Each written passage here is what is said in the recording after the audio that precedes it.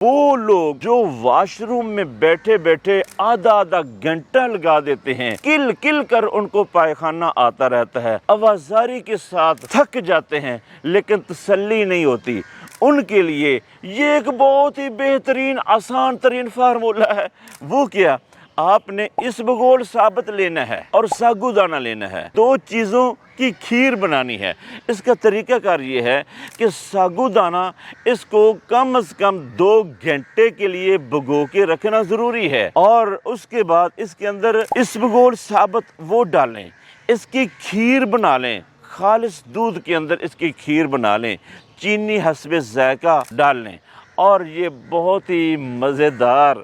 بہترین کھیر بنے گی۔ یہ کھیر آپ نے دن میں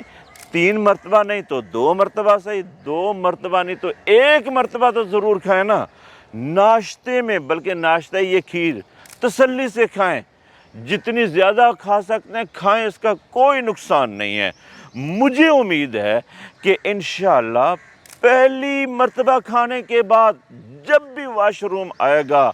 آپ کا کافی حد تک یہ مسئلہ حل ہو چکا ہوگا، اور اس کے بعد حسب ضرورت، حسب اشتہا آپ یہ وقتاً فوقتاً استعمال کرتے رہیں، حتیٰ کہ آپ کا یہ مستقل مسئلہ حل ہو جائے۔